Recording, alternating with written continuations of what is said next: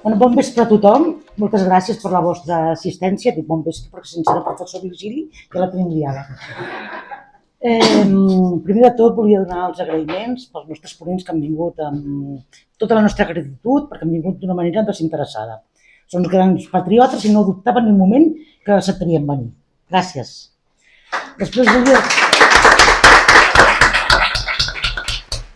Aquests actes els podem fer gràcies a associats de la nostra associació. Per això també us hem deixat un full per si us agradaria ens féssiu associats perquè podem fer coses més grans cada vegada. No? Ara passo a presentar-vos els convidats. És el Santiago Espot, que el coneix tothom. No calen gaires presentacions. Activista des de crec que des que va néixer, per la nació i fa molts anys que porta per la llengua, batallant també. Després també us volia presentar la Isabel Castro, que també la coneix tothom, tampoc calen gaires presentacions, activista també per la independència quasi des que va néixer. Ja també ens explicarà una mica com veu la situació, on anem, on som i com ho podem fer millor. Les trobades realment, per què trobades? Les trobades per proximitat. No és el mateix veure un vídeo a YouTube que parlar-ho aquí en directe, després poder parlar amb la persona en qüestió. És a dir, aquesta proximitat és la que volem buscar de cara a interactuar d'una manera molt més directa. I el tema acció és molt senzill, que no tot quedi en paraules. És a dir, sí que el que nosaltres pretenem és primer fer un plantejament, però la idea final és fer accions, i aquestes accions, si no les fem, hi ha un problema molt greu, que és el que ha estat passant fins ara. Per tant, us animo a tots, conjuntament amb nosaltres, a participar i a tirar endavant totes les accions possibles de cara a assolir l'objectiu final. I res més per part meva. Senzillament donar-li pas a la Isabel, ja l'han presentada, per tant no necessita cap més presentació.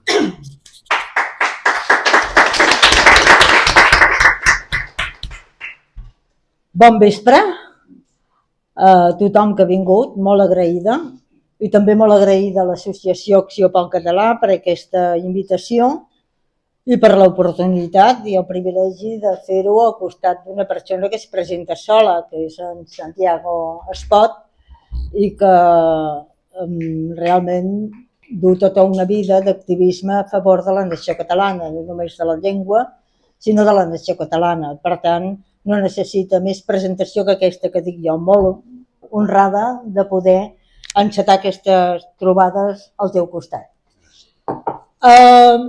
Dit això, començaré per fer-vos una pregunta, perquè després preguntareu vosaltres i ara pregunto jo.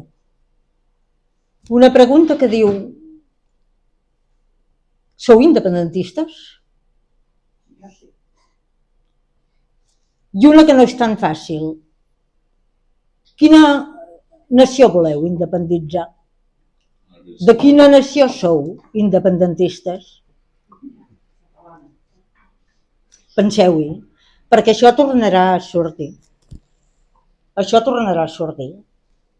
Vejam, aquestes preguntes me les vaig haver de fer jo en el decurs del procés i sobretot arran de 2017, perquè durant el procés em vaig d'alguna manera deixar arrossegar per l'entusiasme general, per la il·lusió, per la força, per aquella confiança, per aquell poder popular, pels milers de voluntaris.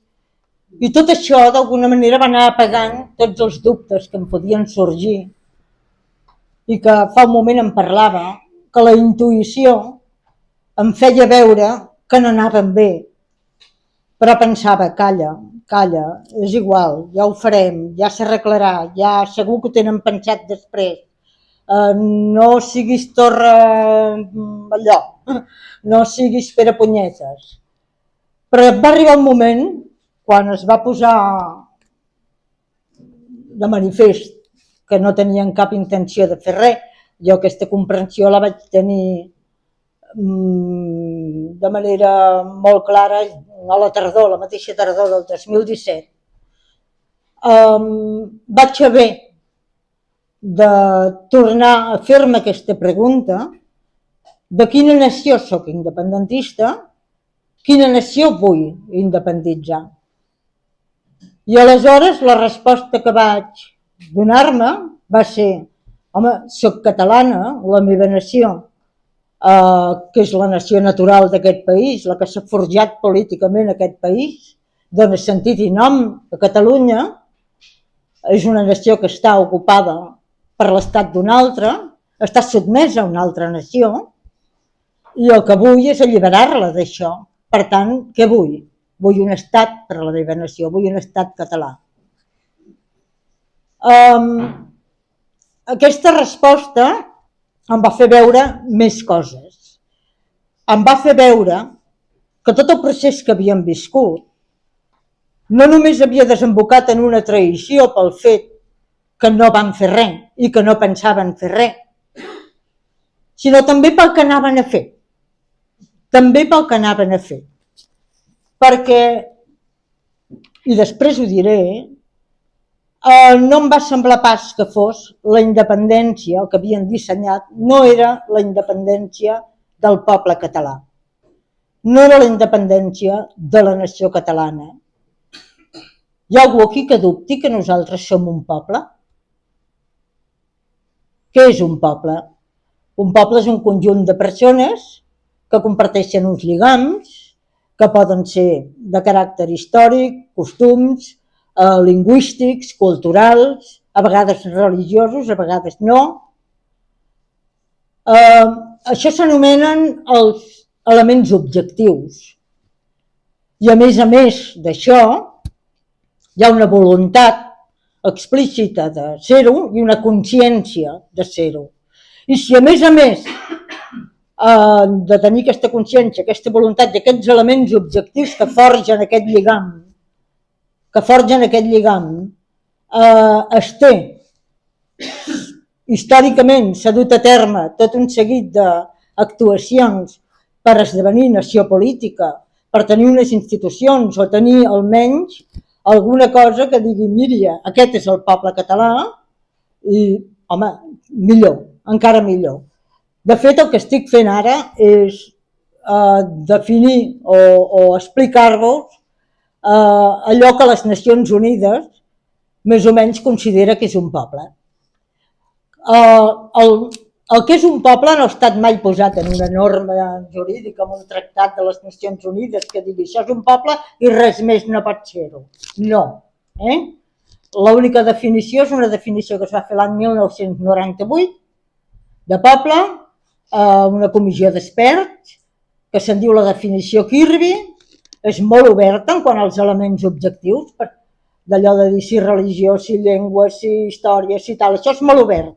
El que no és tan obert és el que us deia abans, la consciència i la voluntat de ser-ho. Correcte? Per tant, ningú dubta, suposo, en aquesta sala, que els catalans no només som un poble, en el sentit ètnic de la paraula, ètnia i poble són sinònims, si algú té dubtes després la respondré, sinó que a més som una nació, perquè hem fet totes les passes per esdevenir nació política, ho hem estat, hem tingut estat, hem tingut sobirania, o que era sobirania en aquell temps que la teníem. Per tant, sent així, pregunto com és que ens hem deixat fer aquest procés. I per què dic aquest procés? Dic perquè aquests polítics van convocar un referèndum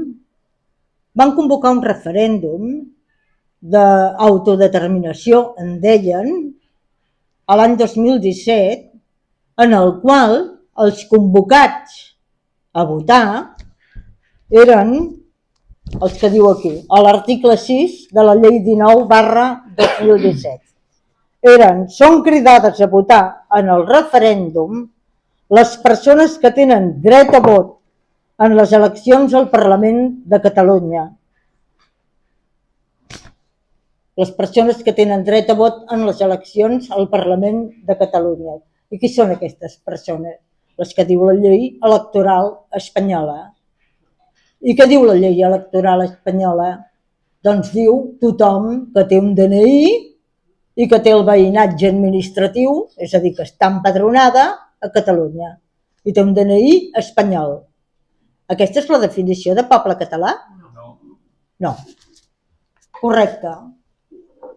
Què diu les Nacions Unides? Què diu la comunitat internacional o la llei internacional sobre el dret a l'autodeterminació? A banda de la Carta de les Nacions Unides, l'article 1 dels pactes de drets civils i polítics i de drets econòmics, socials i culturals tenen un article comú, que és l'article 1, que diu que tots els pobles tenen dret a l'autodeterminació. Pobles, correcte? I abans hem dit que es considerava un poble. Per tant, es va veient una mica com va la cosa.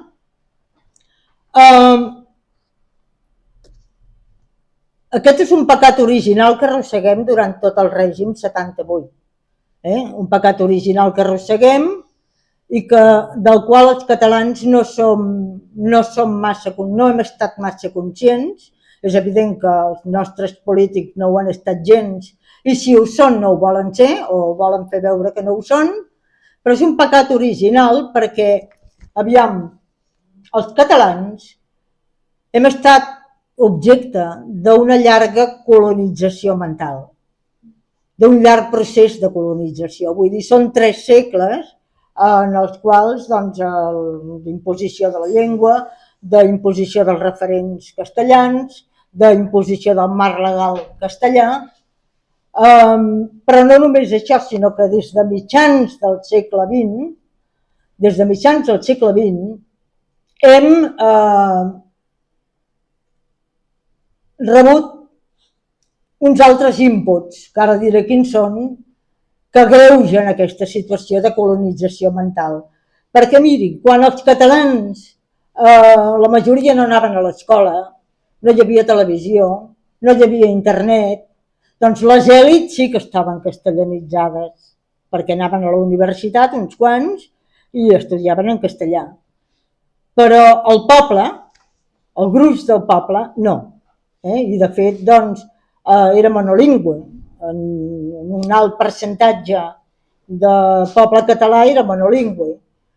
Però, i això és important, perquè evita la colonització mental, però arran del franquisme, de la reocupació del país per part del franquisme, vàrem rebre, va coincidir, no només, això ja abans de l'aparició de la televisió, de l'escolarització obligatòria, a més, aquest país va rebre una allau molt important de persones procedents de la nació del mateix estat ocupant, però d'una altra nació cultural, d'una altra, diferent, que en aquest cas és la castellana.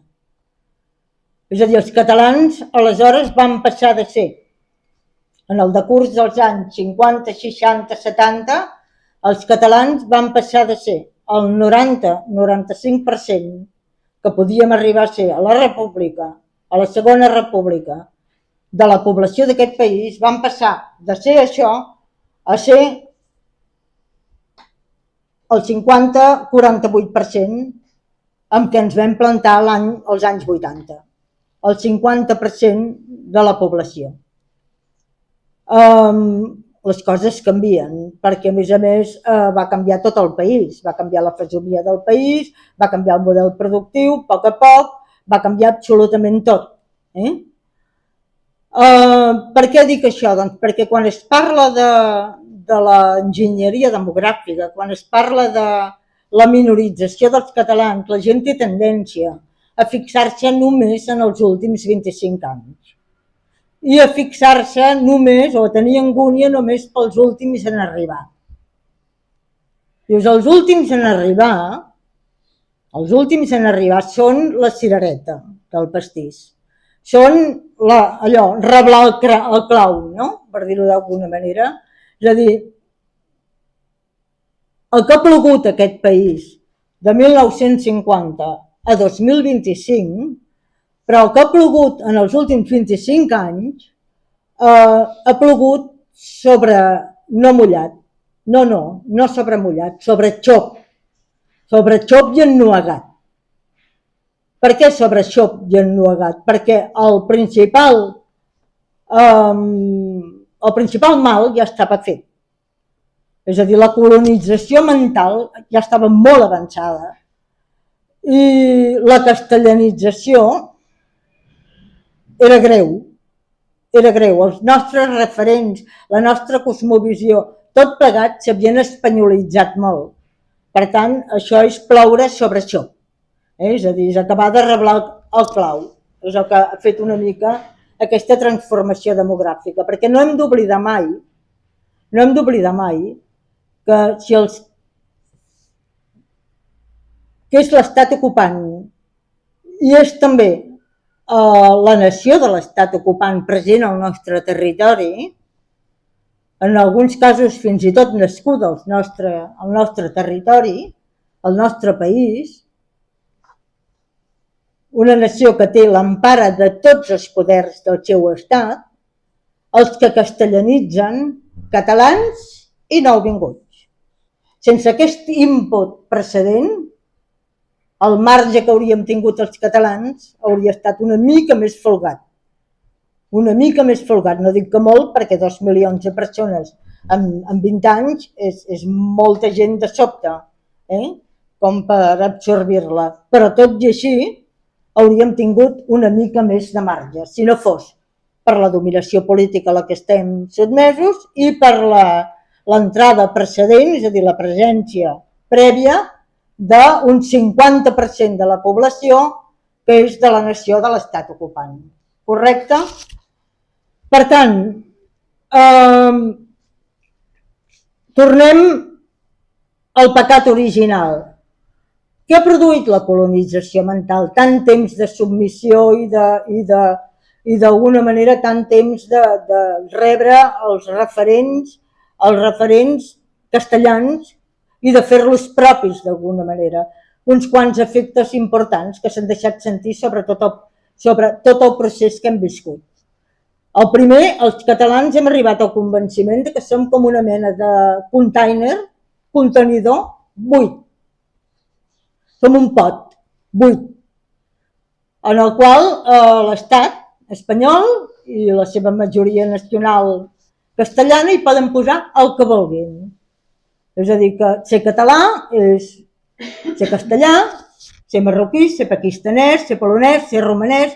Es pot ser català de 1000 maneres diferents. Escolti, no. Els catalans som un poble i som un poble definit amb una cultura, amb una història, amb una experiència compartida, amb uns costums, amb un marc mental, és a dir, amb una idea del dret, amb una idea del poder i de les relacions entre el poder i l'Estat. És a dir, som un poble complet, no som un apèndix, no som qualsevol cosa. Però malgrat tot hem arribat al convenciment que som un pot buit. Hem arribat a aquest convenciment. Per això hi ha tants catalans que quan els diuen allò de la literatura catalana feta en castellà s'ho creuen. La literatura catalana feta en castellà. Magnífic. No ho dirien a cap altre poble. No anirien al Japó a dir la literatura japonesa feta en anglès, perquè evidentment ningú se'ls escoltaria o els mirarien com si fossin un escarabat en un got. Aleshores, la segona conseqüència és que hem adoptat, i aquesta és molt perillosa perquè ara ens està fent molt mal, hem adoptat la cosmovisió pròpia, que per tant que no ens pertoca, pròpia d'aquells que tenen un estat, que s'autodeterminen, i no només això, que és més perillós. Ens hem posat, és a dir, ens ho mirem tot i ens mirem nosaltres i ens mirem allò que ens passa amb els ulls dels espanyols, dels anglesos, dels francesos, d'aquells que tenen un estat, d'aquells que són hegemònics en l'estat on viuen, que és el seu. Hegemònics vol dir que són la immensa majoria del país i que manen, d'aquells que poden decidir qui entra, en quines condicions entra i com s'ha d'integrar en el país.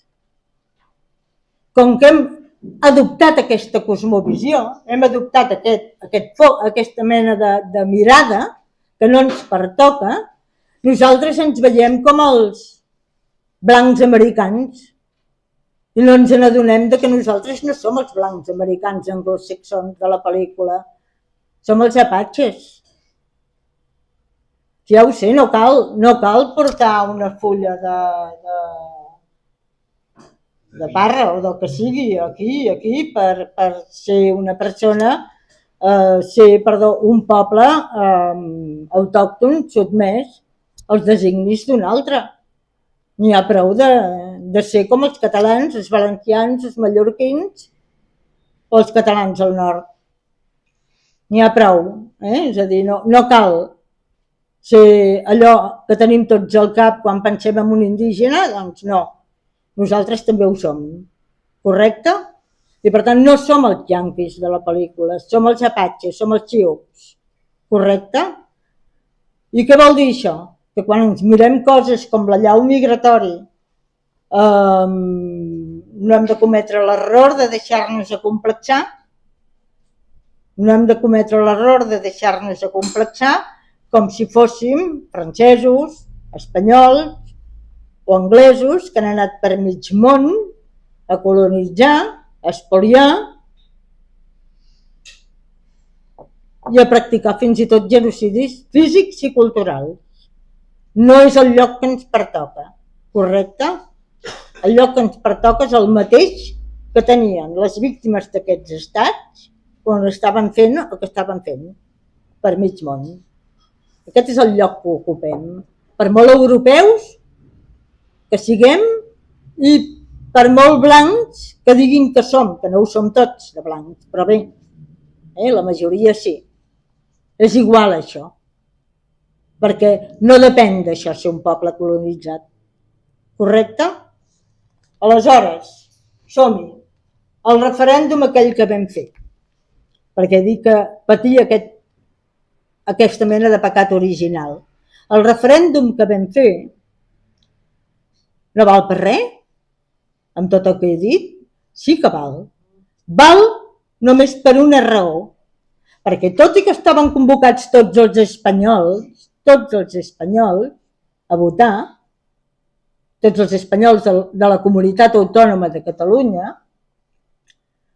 només hi van anar pràcticament els catalans. Vull dir, els espanyols que hi van anar és un percentatge molt petit, molt anecdòtic. Per tant, com que hi van anar els catalans a votar, al final va resultar que era un referèndum d'autodeterminació que d'alguna manera expressava la voluntat democràtica dels catalans que viuen a la comunitat autònoma de Catalunya de ser un estat independent. Això és l'única cosa que salva el referèndum. L'única. Res més. Res més. Ni el referèndum ni la llei de transitorietat. Perquè abans he dit, ostres, és que la traïció no és només que no volguéssim fer res. La traïció és el que anaven a fer. I per què dic la traïció és el que anaven a fer? Perquè si us mireu tant la llei del referèndum com sobretot la llei de transitorietat jurídica i què era el que teníem previst en quant a la nacionalitat catalana, en quant a les persones que podrien votar la Constitució i podrien votar el nou estat, a nosaltres ens deixava igual. Després, en el torn de paraules, si voleu, us ho demostro i us llegeixo els articles concrets que ho demostren, que realment era així. La qüestió és, què hem de fer? Perquè ens van posar en un parany perfecte, vull dir, ens van posar en un parany que només no el veuen els que no han sortit d'aquesta mena de nebulosa mental i encara no són capaços d'alguna manera d'assumir que som un poble, que el dret a l'autodeterminació és un dret dels pobles, que per tant un referèndum que convocava tots els espanyols no és un referèndum d'autodeterminació de la nació catalana, que fins i tot la nació catalana no és només la que viu a la comunitat autònoma de Catalunya, sinó que són tots els que culturalment som catalans, de tots els territoris. Per tant, què podem fer els catalans per sortir d'aquest parany? Què us proposo que fem? La meva proposta és molt clara, vull dir, constituir-nos primerament com a poble. Per què? Doncs perquè fins ara qui ha estat dient que era el poble català és Espanya. I fins i tot s'atreveixen a dir què és el poble català, no només els que fan allò, els que professen la ideologia xarneguista, que també diuen que el poble català és aquell que escriu en castellà i parla en castellà, sinó que cada nou col·lectiu important que acollim a casa nostra es permet també definir el poble català. És a dir, allò del pot buit, no? El pot buit, segons qui va arribant, va definint el poble català d'una manera diferent, com si no fóssim res, com si fóssim un no poble. Una mena de terra nullius, un no poble, que no és res. Compte amb això. Per tant, què podem fer per tallar d'una vegada amb aquesta història? Constituir-nos com a poble. Com? Com ho han fet els altres. Com ho han fet els que estaven en la nostra situació. I us explico. Vull dir, Lituània, per exemple, quan va fer el seu procés d'independència, no necessitava plantejar-se totes aquestes qüestions. No ho necessitava perquè a la seva població, empadronats, els lituans, els culturalment lituans, membres de la nació lituana, eren el 80% de la població. Per tant, quan tu ets el 80% de la població, què fas? Doncs fas el que anaven a fer aquí els processistes, ja estava bé, és un referèndum, convoques a tothom, no has de patir per aquell 20% que són russos, perquè tot i així no guanyaran mai, i per tant, doncs votes i si surt que sí, fas la independència. Però Catalunya no estava ni el 2017 ni ara en aquesta situació. Catalunya, el 2017, si fem cas de les dades oficials, ja tenia un 36% de membres de la nació catalana. 36%, l'altre 64% no ho era. Ni se'n sentia ni ho volia ser. Ni havia manifestat cap conducta que permetés presumir que ho volia ser. Actualment, aquesta dada ha baixat, perquè del 2017 fins ara hem rebut una forta entrada de persones d'altres nacions, bàsicament sud-americans i nord-africans i altres africans, i aquest percentatge ha baixat. Els catalans continuem sent els mateixos, Si fa no fa. Han marxat molts dels vostres fills a l'estranger, però continuem sent, si fa no fa, els mateixos. El problema és l'entrada. L'entrada incessant de més gent. Aleshores, hem baixat el 32%. Estem gairebé al llindar del punt sense retorn. En aquesta situació, nosaltres, la primera cosa que hem de fer, necessàriament, i això no pertorba cap altra estratègia que es vulgui fer, no és cap mena de cosa incompatible amb res més. Però ho hem de fer sí o sí, o tant sí com no, tant sí com no, que és constituir-nos com a poble. Com? Censant-nos. Qui ens ha de censar? Nosaltres. Abans he dit, no tenim cap institució que puguem dir que és nostra. Per què? Perquè totes les institucions que tenim, encara que hagin manllevat el nom que tenien les nostres, han estat elegides per un cens de què? D'espanyols, amb DNI. Per tant, castellans, marroquins nacionalitzats, sud-americans nacionalitzats, que no necessàriament, és que no diria que són marroquins, no diria que són senegalesos, no diria que són sud-americans si ja fossin catalans. Perquè la condició de català es pot tenir si un vol i s'hi posa. No està blocada ningú, no és una identitat no porosa. Totes les identitats europees són molt poroses. Per tant, qui vol pot. Quan dic marroquins, quan dic sud-americans, és gent que ha volgut, ha elegit continuar sent allò que era quan va arribar. I amb els espanyols és obvi, és a dir, hi ha hagut un percentatge indefinit, 10-20% d'espanyols que van arribar amb la immigració dels anys 60, que ha esdevingut catalana. Per tant, ja no són espanyols, són catalans. Punt, no cal dir res més. Són tan catalans com nosaltres. Correcte. Però, fins ara qui ha definit què som els catalans és Espanya. I continua sent Espanya. I mentre sigui Espanya estem venuts. Estarem sempre venuts. Perquè d'aquí, per exemple, 2 anys poden treure's del barret un referèndum d'aquests amb Espanya, fer-nos votar, evidentment perdríem perquè demogràficament som els que som, i de cara al món quedaria ben palès que la nació catalana ha tornat a escollir i ha decidit i ha exercit l'autodeterminació. Estem venuts, estem totalment venuts. Què hem de fer per evitar estar venuts com ho estem i com ho hem estat fins ara? És autocensar-nos, censar-nos, la pròpia societat civil, nosaltres. Per què?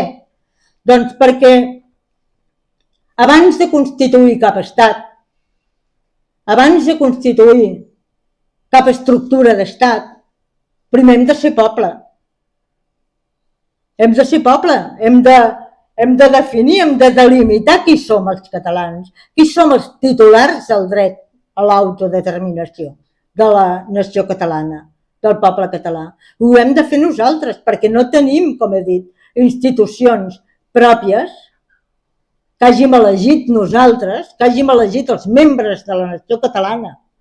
I perquè qui millor que nosaltres, qui millor que el propi poble per fer-ho. És a dir, no hi ha cap autoritat per sobre del poble. Autoritat la tindrem quan hi hagi un nombre, que no ho posaré jo, de censats. Aquests censats votin i aquests censats elegeixin uns representants, una junta, uns comandaments, aleshores tindrem una autoritat. Oh, qui validaria tot això? Nosaltres, els censats, un cop arriben a un determinat nombre, ratifiquen o modifiquen les condicions d'aquest cens. Els censats qui són? El poble de Catalunya, el poble català, la nació catalana. Correcte? Per què és important això? Doncs perquè per tornar a votar en un referèndum? No. Ja he dit abans que no cal tornar a votar la independència. La independència està més que votada. A més, ens han explicat que la independència només es pot tenir fent referèndums. No és veritat. La independència, per tenir la independència s'ha de tenir un poble que controli un territori, que estableixi una autoritat que reconegui com a legítima en aquest territori. Fets consumats. Això és el que reconeixen els altres estats. Fets consumats. No si has fet un referèndum o no has fet un referèndum, o has guanyat aquest control per les armes, o l'has guanyat per resistència pacífica, o per qualsevol altre mitjà. Fets consumats. Control del territori, control del país. Però abans de tenir un estat, ha de quedar clar quin és el poble que constituirà aquest estat.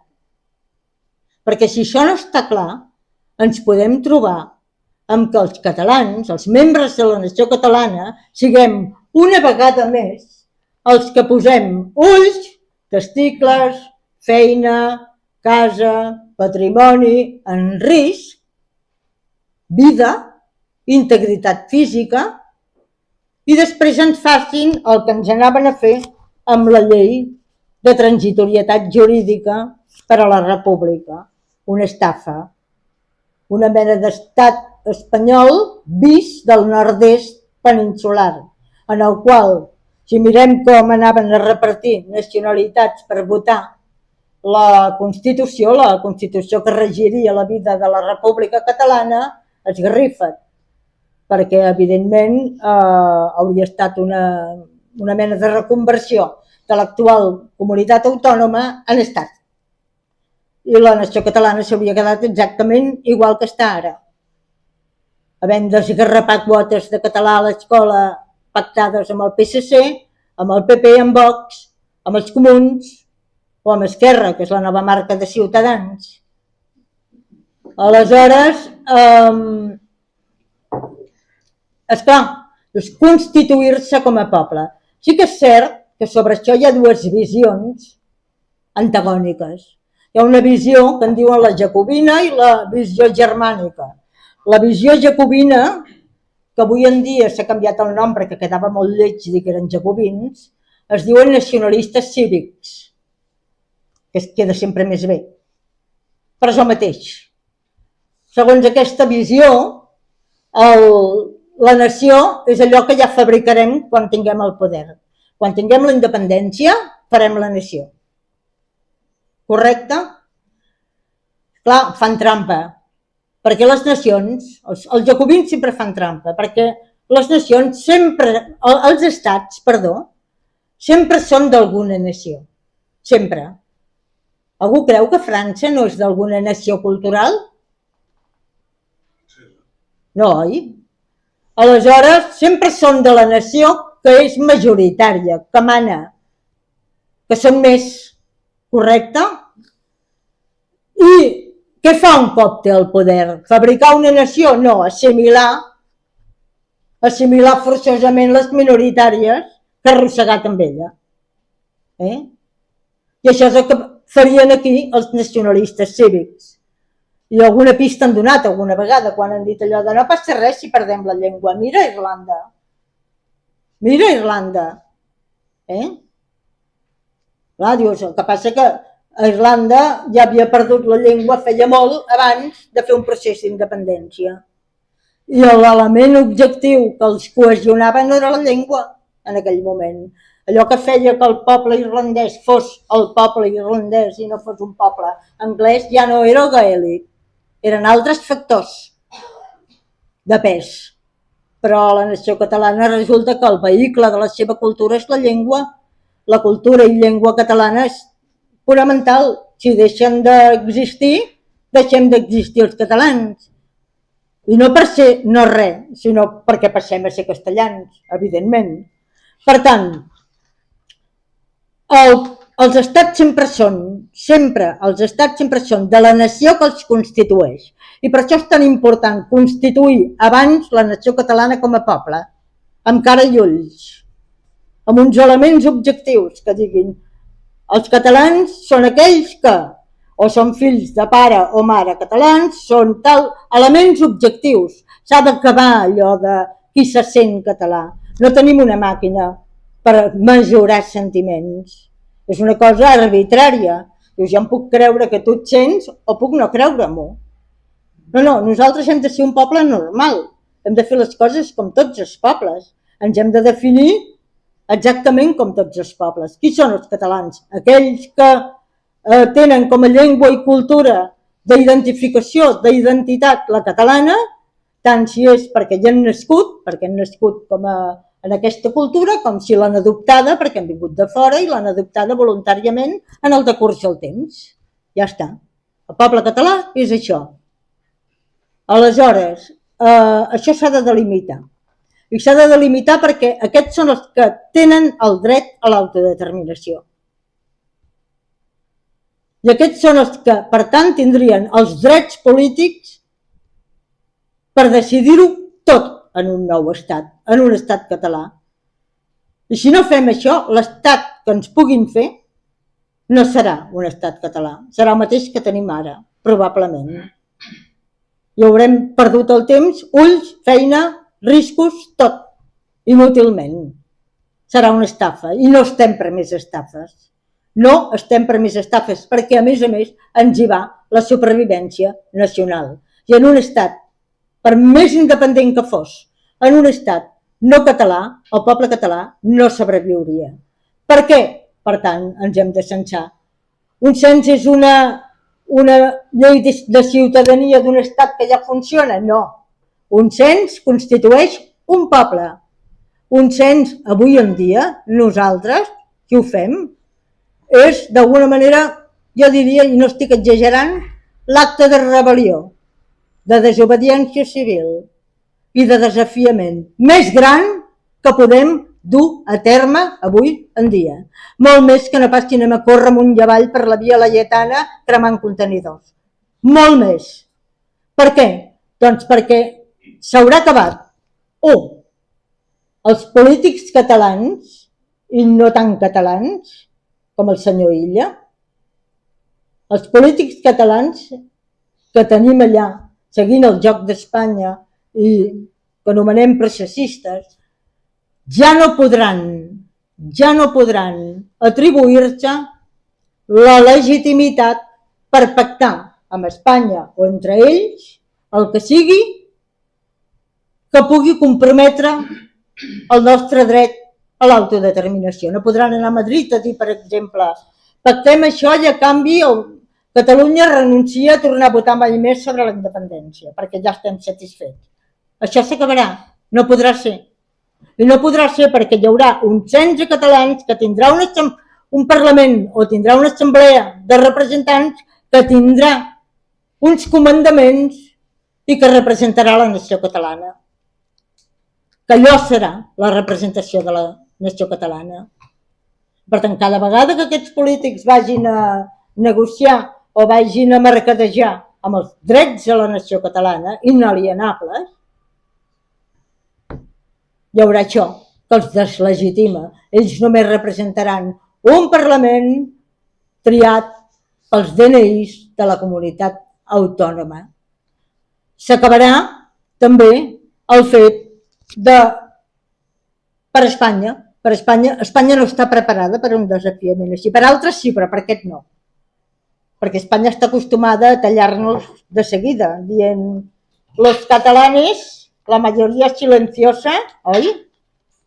La majoria silenciosa. Vota una altra cosa, vota PSC.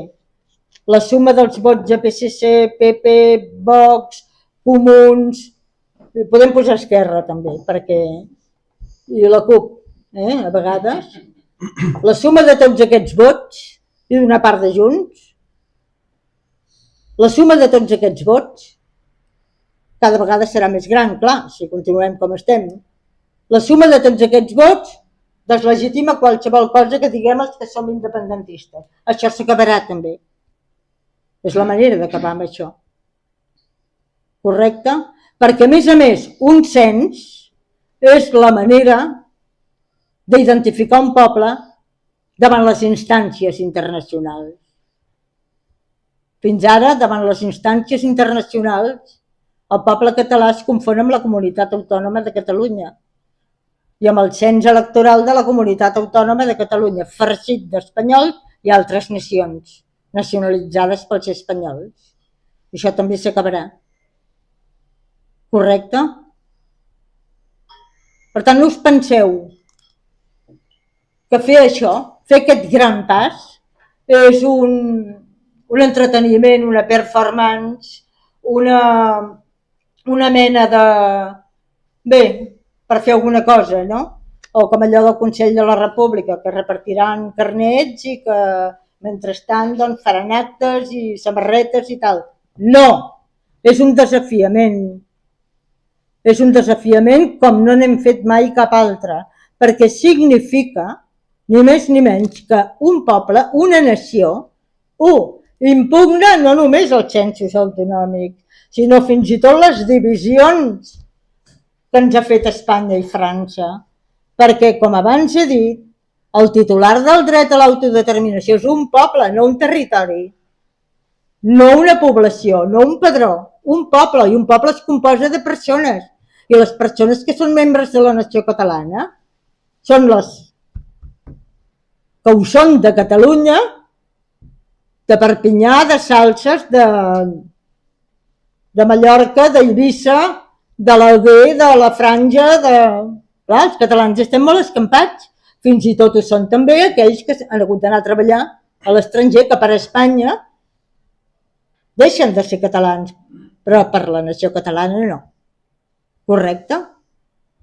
Per tant, és un desafiament, insisteixo, i és una rebel·lió.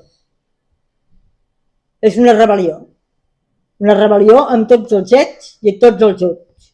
Perquè significa això, que aquest poble impugna totes les definicions que li han fet fins ara, deixa d'atorgar a Espanya la capacitat de definir-nos, d'encapsular-nos,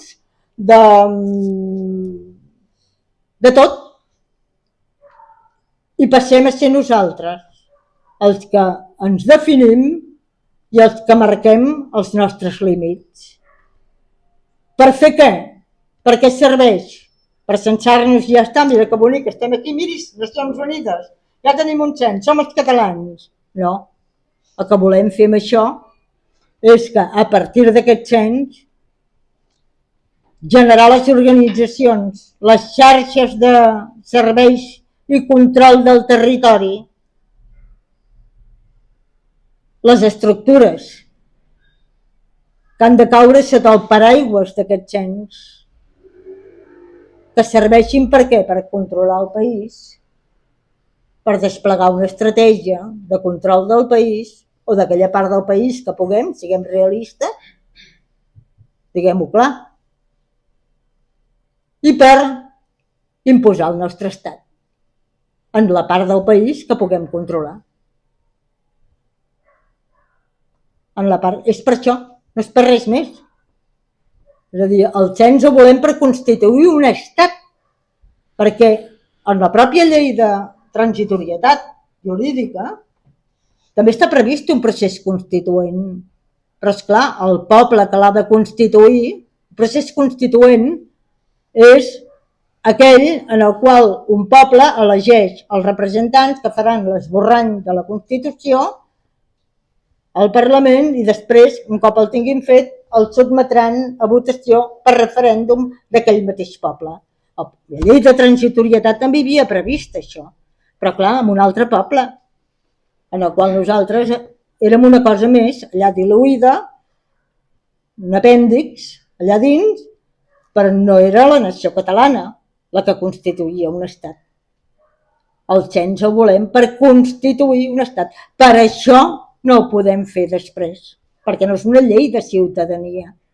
Una llei de ciutadania és allò que fan els estats que ja estan constituïts, que ja funcionen, i aleshores fan lleis de nacionalitat, de com assolir-la si no has nascut aquí, No. És el cens de les persones que tindran els drets polítics d'elegir la Constitució i de regir la vida política del nou estat. En un país hi pot haver moltíssima gent, vinguda de fora, visitants, immigrants, però normalment són els nacionals d'aquell país els que tenen la plenitud dels drets polítics, perquè els estrangers també tenen drets polítics, però els tenen els seus estats de pertinença. És així, si jo me'n vaig ara a treballar als Estats Units, doncs, a veure, si no és que agafo la nacionalitat d'aquell lloc, no puc votar a aquell lloc. No puc canviar les bases polítiques d'aquell país. Puc fer altres coses, però no això.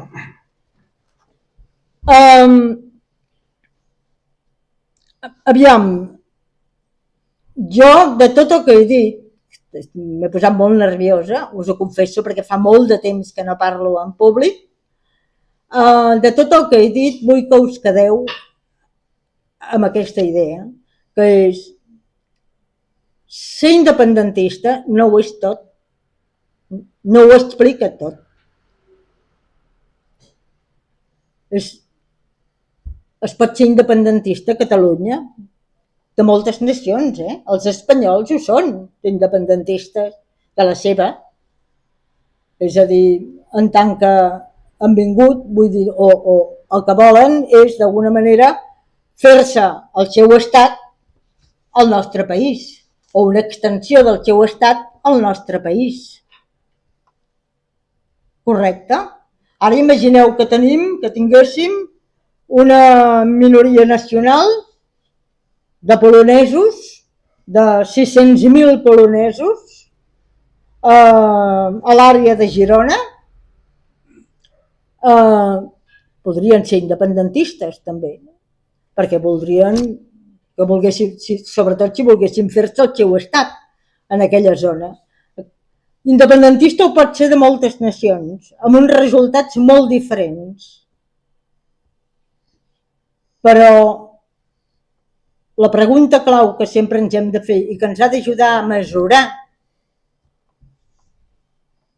allò que ens proposen i que ens ha d'ajudar a veure si anem bé o no anem bé per aquest camí és quina és la nació que vull independitzar. Quina? D'acord? Deixaré tota la resta dels 19 folis que m'havia preparat i que no me'ls he mirat en cap moment, i es nota perquè he anat d'un cantó a l'altre, per després, pel torn de preguntes. No em vull allargar més perquè ha de parlar ell. Moltes gràcies per la vostra atenció.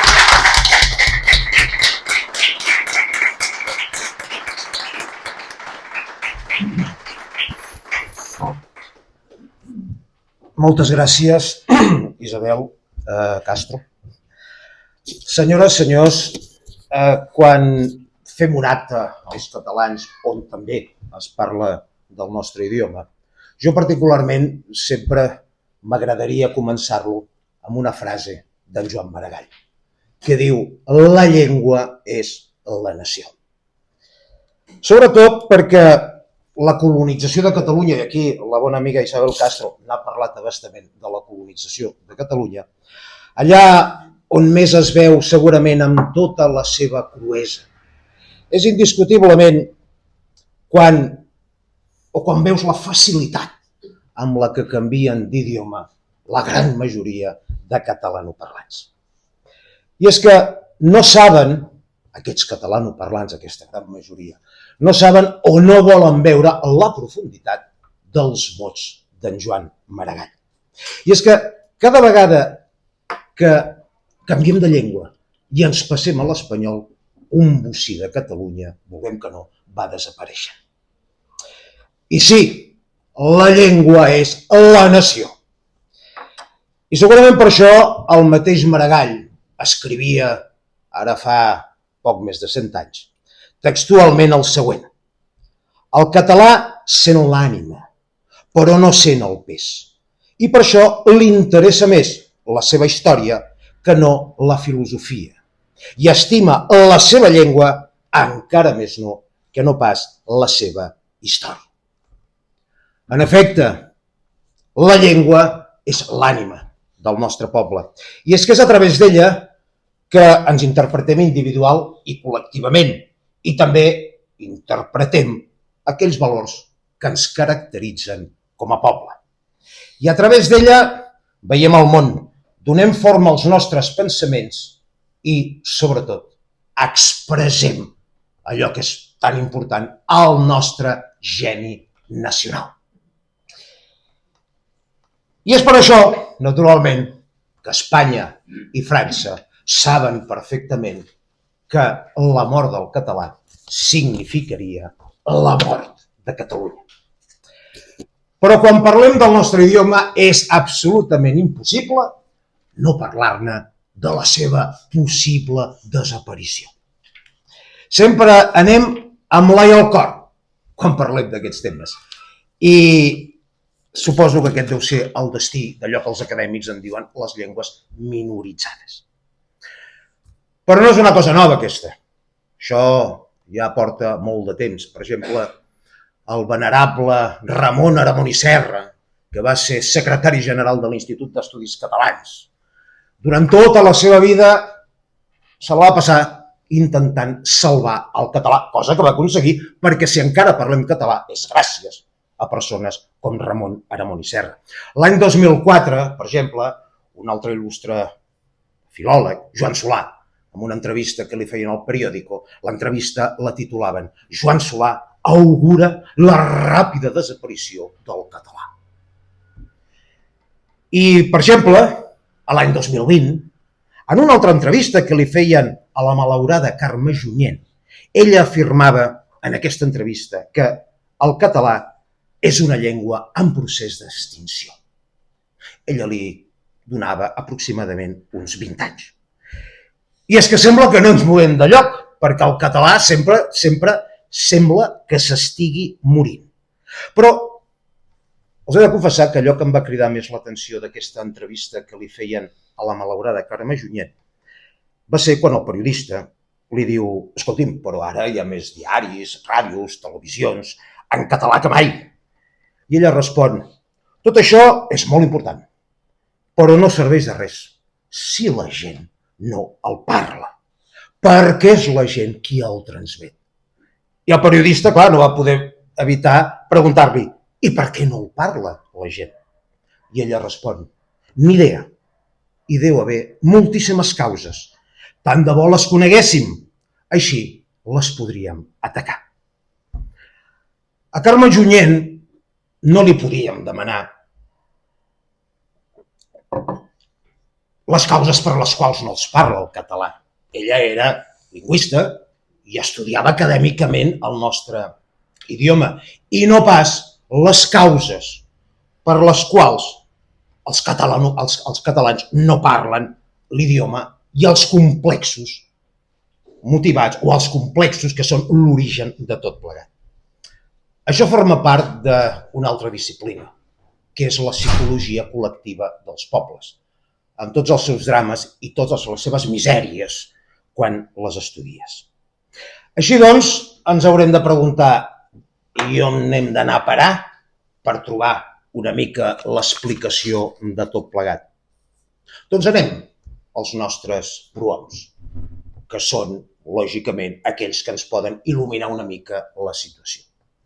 Així, per exemple, el professor Josep Maria Batista i Roca, amic, per cert, d'en Pompeu Fabra, que tots dos, i faig un parèntesi aquí, van fundar l'entitat Palestra, després de la dictadura de Primo, que justament la van fundar per intentar refer el caràcter de la joventut catalana després només de 3 anys de dictadura de Primo.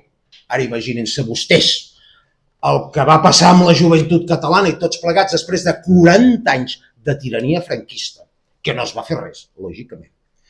I parlo del caràcter perquè ara sabran, aquest mot el faig servir perquè ara entrarem una mica en aquest terreny. I Batista i Roca, quan estava exiliat l'any 1964 a Londres, era el president del Consell Nacional Català a l'exili. En un dels seus escrits deia: per què els catalans, durant més de 2 centúries, hem estat sempre un poble dominat? La raó és que els catalans, diferents d'altres pobles, som febles de caràcter i ens deixem dominar. El caràcter. I Batista i Roca no feia res més que seguir allò que ja va apuntar el pare del catalanisme polític, Valentí Almirall, amb el seu famós llibre Lo catalanisme, quan sentenciava: el primer interès del nostre renaixement és la regeneració del nostre caràcter. Però entre Almirall i Batista i Roca podem trobar també un altre prohom, Carles Pi i Sunyer. I ell, abans de la proclamació de la Segona República Espanyola, escrivia: és sobretot el caràcter dels pobles allò que determina llur evolució històrica i porta la prosperitat i la decadència. En el caràcter hi ha la llei del destí i la clau de l'esdevenidor. Naturalment, tot això que estic parlant, després de 40 anys de franquisme, encara va adquirir molt més dramatisme. I fou un home que enganxava amb aquest esperit dels Batista, dels Pi i Sunyer i dels Almirall, qui més i amb més profunditat va teoritzar i combatre sobre els efectes psicològics que va tenir sobre els catalans ser un poble decapitat i vençut després de la tirania franquista. I em refereixo al psicòleg Carles Muñoz Espinal, de qui vaig tenir el goig de ser-ne deixeble, que va protagonitzar una lluita de més de 40 anys de paraula i per escrit per fer veure als catalans el trasbal psicològic que representa ser un poble acomplexat. I qui ho vulgui consultar pot llegir tota la seva obra per certificar això que estic dient. Però si faig una incursió en això que significa el caràcter, és per respondre a la pregunta que es feia Carme Junyent.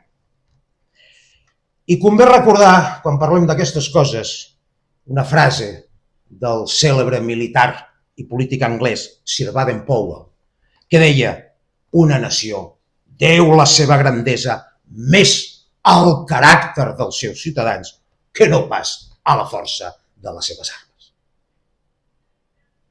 I hem arribat al capdavall del carrer. Perquè no és només una qüestió de lleis i de normatives, que són molt importants, indiscutiblement, per preservar una llengua. És, sobretot, que els catalans ens tornem a sentir amos a casa nostra a través de refer el nostre caràcter. Però encoratjar els catalans a tenir aquest capteniment ho haurien de fer uns dirigents polítics amb tremp i patriotisme. I amb la força del seu exemple, justament, podríem començar a superar allò que Tàcit deia fa més de 2.000 anys.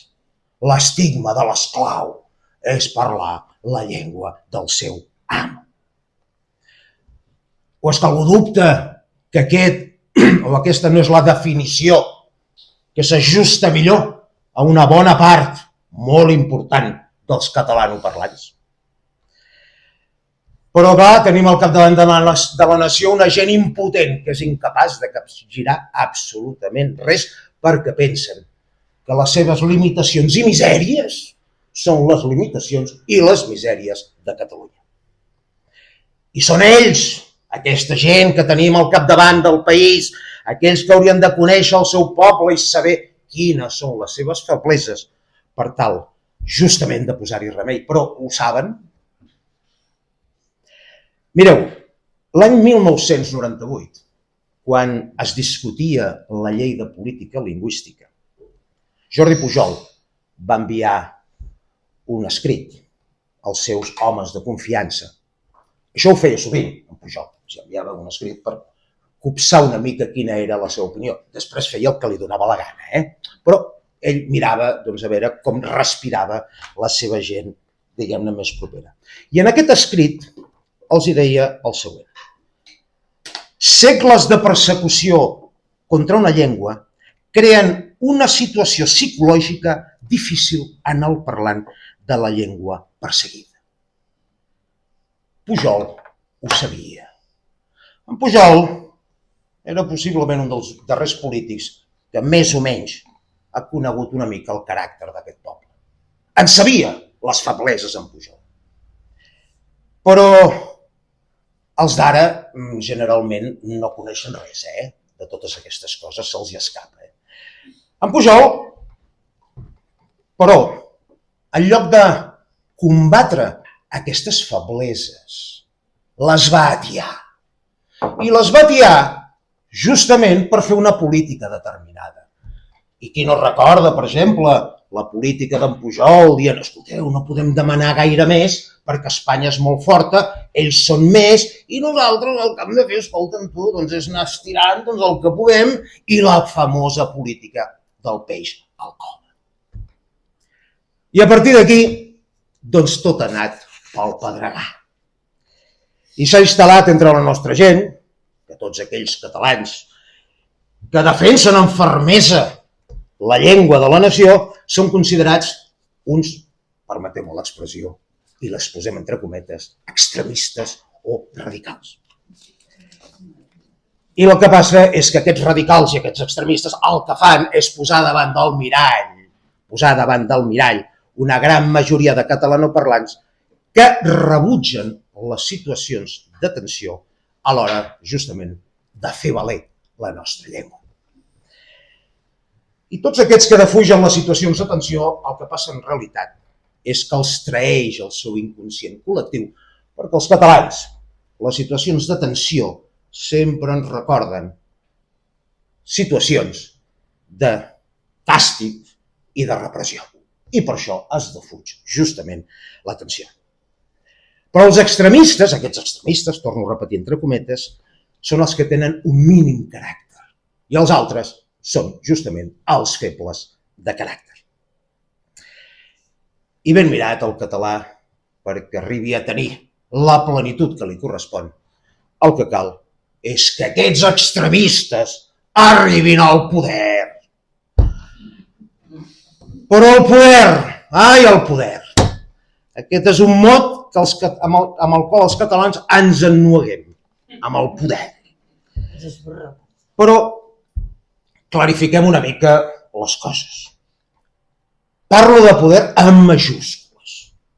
No parlo d'una capacitat delegada per mirar de gestionar 4 cosetes de l'amo com fa el masover. No, perquè això és el que fa el Parlament de Catalunya. Si parlem de la llengua, no tindrem més remei que reconèixer que la millor fórmula per fer del català la llengua de la nació amb totes les seves conseqüències és fer-la una llengua, torno a repetir, de poder. Però, esclar, quan s'afirma això d'una manera crua, concisa i directa, salten totes les alarmes, fins i tot en aquells que voldrien fer del català només una llengua d'anar per casa. Mirin, ara fa un parell de mesos, en un debat televisiu en els quals hi participo, en un debat que es discuteixen les coses, l'actualitat diària, política, discutíem o parlàvem de les últimes dades que havia publicat el govern de Catalunya respecte a l'ús de la llengua catalana, que cada vegada que les publiquen és per apretar a córrer i exiliar-te, perquè veus que ens quedarem sols, la Isabel Castro i la gent d'Acció Català. Serem els únics que parlarem el català, quan veus aquestes dades. Aleshores jo vaig agafar, tenia allà, una de les tertulianes era una regidora del Partit Popular d'una important ciutat de Catalunya. I jo vaig manifestar que una de la manera, justament, per recuperar la llengua catalana era fer-la una llengua de poder. Ai, Déu meu, la regidora del PP va fer una cara espantada i va dir, textualment, va dir, ai, és que em fa por vostè quan parla d'aquesta manera. Esclar, perquè la regidora del PP deia, ai, coi, un esclau que es rebel·la, un esclau que el que defensa és voler que la seva llengua es parli allà on li pertoca. I els confesso que vaig pensar, anem bé, si tenen por, anem bé. Ja, aquest és un bon camí, que vagin tenint por. Però quan parlem de la llengua, tampoc podem ignorar els aspectes que podríem anomenar formals. A l'hora de parlar de causes que fan del català sovint una llengua, pensen els colonitzadors d'anar per casa, és justament un aspecte formal. I m'estic referint al to. Perquè el to, en una llengua, és cabdal perquè es percibi com una llengua de poder. I majoritàriament els catalans tendim a tenir un to baixet quan ens expressem en públic. No és el cas de la Isabel Castro. Ho dic de debò i amb tota sinceritat, i no ho dic per daurar-li la píndola, però és cert. Vull dir, tant de bo tots els polítics tinguessin el to que té ella. D'acord? No, res. Una de les raons que ens ha portat fins aquí és que després del franquisme hem perdut allò que s'anomena el to oratori. I és que sembla com si aquella frase d'aquell fill de puta que era el general Queipo de Llano, que feia discursos radiofònics per celebrar la victòria amb el to del conqueridor. En un dels seus discursos radiofònics, quan Barcelona ja havia caigut, el 26 de gener del 1939, va fer un discurs on va dir una frase que els catalans ens l'hauríem de posar a la tauleta de nit, cada vespre i abans d'anar a dormir, llegir-la com si fos una oració, per esmenar això. Deia, a partir de ahora, los catalanes podrán hablar su dialecto en su casa y de forma muy bajita para que no les oigan los vecinos. I la veritat és que només cal veure la majoria dels nostres parlamentaris, amb excepcions, el rei el que és del rei, com és el cas de la diputada Oriols, les coses com siguin, per veure que certament hi ha coses que sempre no acabem d'entendre. Hi ha coses, hi ha fets històrics, com és el cas d'aquesta frase d'en Queipo de Llano, que ens acaben distorsionant les coses. Perquè ens han acabat fent creure que tenir un to baixet és de demòcrates. I en canvi, qui s'expressa amb un to rotund i vehement, que aquest gairebé és un feixista, parlar d'aquesta manera, amb aquest to. I és que sembla que el secret dels demòcrates, el secret per ser demòcrata, passa per parlar baixet, així com el Lluís Llach, baixet, que no se't sentirà gaire. I jo sempre em pregunto, però què dianta tindrà a veure el to amb la ideologia política? Són coses, vull dir, que a mi no m'han quadrat mai, perquè per aquesta regla de 3, en Salvador Seguí, el noi del Sucre, un dels millors oradors que ha donat la llengua catalana mai, que les esquerres s'haurien d'emmirallar amb el noi del Sucre, amb aquell to brandat i aquella veu de tro que tenia, doncs per aquesta regla de 3, Salvador Seguí era d'extrema dreta. Si fem cas d'aquesta percepció que s'ha instal·lat entre nosaltres. Els hi vaig explicar un fet, una anècdota que m'afecta personalment i que tots vostès segur que coneixen. En un debat televisiu ja fa una colla d'anys. Jo vaig agafar i vaig pronunciar aquell famós calli! Això ho recordaran, m'ho va passar a l'APM, anys i panys encara, doncs ho passen. Això va ser, sí, amb un energumen que es diu Segura, que ara és diputat de Vox a Madrid, que jo li demanaria que em pagués una comissió del sou, perquè, entre altres coses, si està allà és gràcies a això. Això també s'ha de dir, no? Doncs, en aquell moment vostès coneixen aquest fet. I recordo que els dies posteriors a que es popularitzés, perquè l'APM en aquells moments el veia tot Catalunya, van començar contra mi les primeres acusacions de tenir tics totalitaris. Això per part dels catalans, Curiosament, per part dels espanyols, deien, és boig. Per què? Perquè no els hi entrava al cap que hi hagués un català que aixequés el to i que criés. Això, els deien, no pot ser això, està loco, este spot està loco. Això ho havien dit, a més, amb alguna emissora de ràdio. Però, esclar, tot això que jo plantejo avui aquí és l'antítesi de l'esperit lànguid i pusil·lànime que han caracteritzat aquelles campanyes per la promoció del català per part de la Generalitat de Catalunya, siguin del govern que siguin, és igual. Totes aquestes campanyes per promoure el català sempre es fan amb un aire beatífic, que vol caure bé, i tot ho fien a que el català sigui una llengua simpàtica i juganera. Això sí, sobretot jugar amb el català, etc. I diguem-ho clar, tret d'algunes excepcions de gent que té una vocació políglota, cosa que em sembla bé i que jo els hi tinc he de confessar-ho, doncs una certa enveja. Majoritàriament, la gent forastera parla la llengua del país en qüestió on ha anat a parar simplement per punyetera necessitat. I prou! No n'hi ha cap altra raó. Per punyetera necessitat. Deixem-se d'orgues i deixem-se d'elucubracions així psicodèliques que en moltes ocasions fan segons quins experts que porta TV3 a l'hora de parlar de la llengua. I així hem acabat, i permetin-me l'expressió, fent un pa com unes hòsties. Perquè ni les campanyes, si ho jutgem pels resultats de l'ús del català, han servit de gaire, per no dir pràcticament de res, i a més, alguns forasters ens han acabat titllant de xenòfobs. Apa!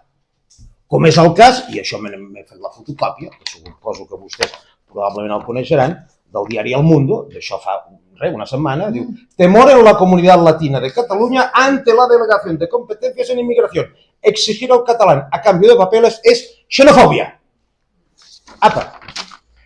I no vull dir que tots els membres de la comunitat llatina siguin com aquests, perquè hi ha, evidentment, gent d'origen llatí que té un català, a hores d'ara, meravellós. Un català, fins i tot, que jo m'atreveixo a dir tropical, cosa que és molt maca. Hem de tenir tots els accents, a més. El diari El Mundo, amb tota la mala bava, doncs agafa aquells latinos que venen amb l'esperit d'Hernán Cortés aquí. D'acord? I sempre aquestes campanyes tot ho fien a la bona voluntat dels forasters o dels immigrats i mai a la capacitat dels catalans per esdevenir models en què emmirallar-se per integrar-se al país a través, justament, de la llengua. Però quina suggestió poden arribar a tenir de cara als nouvinguts, als immigrats, als estrangers, m'és igual? Doncs una Sílvia Paneque, aquesta portaveu del govern, amb aquell to de veueta i aquella cara d'espantada que fa.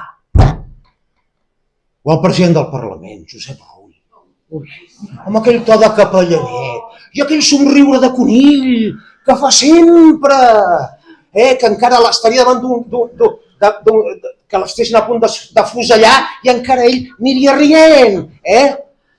O aquesta noia, la Marta Vilalta, la recorden? Aquesta que era portaveu d'Esquerra Republicana, quan Esquerra Republicana doncs era el partit del govern, no? Que aquesta noia sempre riu també i té aquell to de novici abans de prendre els hàbits. Amb això, veient això, sincerament, és un miracle.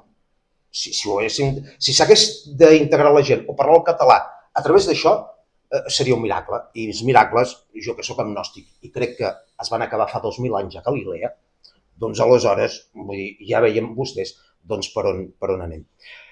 Però la realitat és que sí que hi ha nouvinguts, forasters, immigrants, diguin-ho com vulguin, que parlen la llengua del país. I és perquè, sobretot, hi ha catalans que actuen, o que no actuen, perdó, amb la mentalitat del colonitzat i que es fan respectar i que actuen com a amos a casa seva. I així actuen de models, tenen la força de model suficient com perquè aquell immigrat vegi: oh, coi, escolta tu, això de parlar català, potser sí que tocaré poder, perquè la gent sempre s'acosta al poder. Deixem-se d'orgues, sempre. Però, clar, el seu exemple, l'exemple d'aquests catalans, el seu recorregut té un límit. No són en els llocs de comandament del país, ni són la gent que fan les lleis, ni són la gent, a més, que fan que es compleixin aquestes lleis. Tant de bo la gent d'Acció pel Català fossin les que estessin allà, però per desgràcia no és així, de moment encara. No són els que dirigiu la política lingüística de la Generalitat de Catalunya. Torno a repetir, per desgràcia. Però, com que ho fan les Paneque, els Rull, les Vilalta, etc., ens trobem que les garanties legals contemplades en el Codi de Consum, per exemple, sobre l'ús, la promoció o la defensa del català són paper mullat. I quan dic paper mullat, ho dic, i la gent d'Acció pel Català ho sap, perquè molts dels establiments o empreses que haurien de complir aquesta legalitat s'hi fan pipí, literalment pipí, sobre aquestes garanties. Això sí, després els dirigents polítics diuen que plou. Salvar el català, vulguem que no, passa per un conflicte lingüístic. Indefugiblement. Ens agradi o no, passa per un conflicte lingüístic. I l'hem de saber entomar o estar disposats a entomar-lo. No hi ha cap altra alternativa.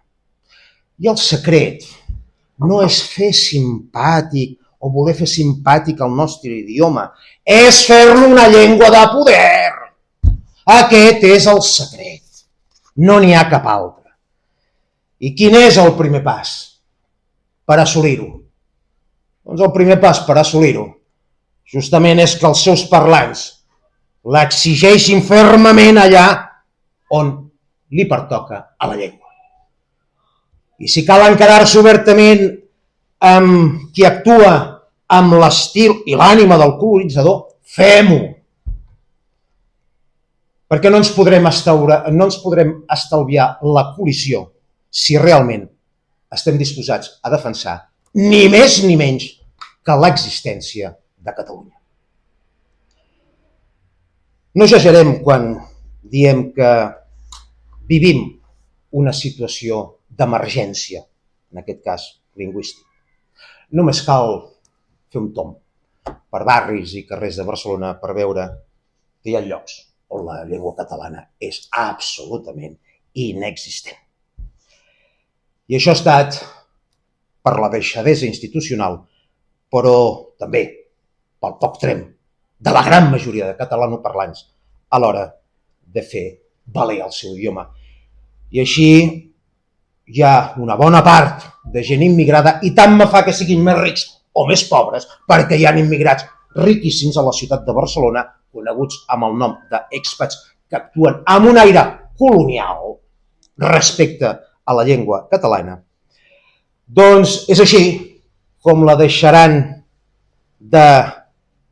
o la perceben d'aquesta manera, la perceben com una nosa i adopten aleshores un to desafiant i arrogant amb aquell que vol expressar-se amb la llengua de la capital de Catalunya. I ja per anar acabant, davant d'aquest panorama, d'un panorama com aquest, l'amabilitat, deixem-la de banda. Deixem-la de banda. Deixem de creure càndidament que hem de ser agradables per mantenir el català. Perquè cal ser durs i implacables, com fan les nacions sense la mentalitat colonitzada, en defensa de la llengua. I si això que dic ens fa ser antipàtics, és un problema que hauran de resoldre aquells que venen al nostre poble amb l'aire de colonitzador, no pas nosaltres. Moltes gràcies.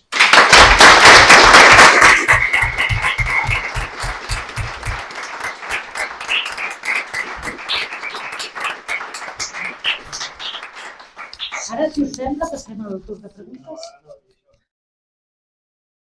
I si féssim com Andorra, que el que no parla català li foten una multa de 60.000 euros? Quan tinguem estat. Sí, no, hi ha dues raons. La primera, has de ser un estat independent. Però és igual.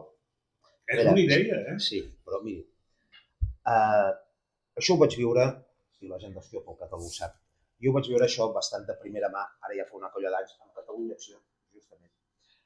Quan es va aprovar el Codi de Consum, és una legalitat que diu, ja ho saben tots vostès, que com a mínim has d'oferir els teus serveis o rotular el teu establiment, com a mínim en llengua catalana. Si després ho vols fer en arameu, també ho pots fer, com a mínim en llengua catalana. Des de Catalunya Acció, ja fa una colla d'anys, vam ser els primers justament a posar denúncies lingüístiques. A mitjans de comunicació espanyol pensaven que jo anava pel carrer, doncs apuntant, no ho vaig fer mai, els hi confesso. Va haver un parell de nois que feien aquestes denúncies, ens van venir a veure i ens van dir, escolta, és que si les feu vosaltres tindrà molta més força això, davant de l'administració. I us vam dir, endavant, home, denuncieu a qui vulgueu i vinga. I aleshores, doncs això arribava a consum, i aleshores qui hi havia consum era en Jordi Anguera, que després va ser company meu a Solidaritat Catalana, en aquells moments estava a Esquerra Republicana, i un diligent funcionari era, independentista, lògicament, i tramitava totes les denúncies.